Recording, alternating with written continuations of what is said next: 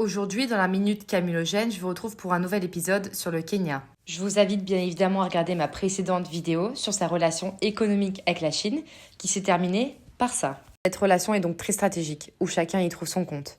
Cependant, elle comporte le risque d'une dépendance financière croissante, soulevant des questions sur la souveraineté et les équilibres géopolitiques du Kenya. Avec un endettement représentant près de 40% de sa dette extérieure, le Kenya voit sa marge de manœuvre financière se réduire. Premièrement, selon la Banque mondiale, la dette publique a atteint plus de 70% du PIB. Qui plus est, les projets d'infrastructure peinent à générer les retombées économiques escomptées. Nous pouvons prendre le cas du SGR dont nous avons parlé dans la précédente vidéo. Mais au-delà de ces chiffres, c'est la souveraineté nationale qui est en jeu. Le cas du Sri Lanka, contraint de céder un port stratégique après un défaut de paiement, sert d'avertissement. Or, l'impact de cette dette ne se limite pas qu'à l'économie. En réalité, elle modifie profondément la position internationale du Kenya. Tout d'abord, la Chine acquiert une influence considérable sur les orientations politiques et économiques du pays. Enfin, la dette publique peut susciter des tensions dans la société kenyane. Les récentes manifestations contre la hausse des impôts démontrent à quel point la question de la dette alimente le mécontentement social. Le Kenya se trouve donc pris dans un étau. Comment financer son développement sans aligner sa souveraineté ? Face à ce dilemme, la diversification des partenariats économiques apparaît comme une piste cruciale pour retrouver une marge de manœuvre. Il faudra attendre vendredi prochain pour en savoir plus.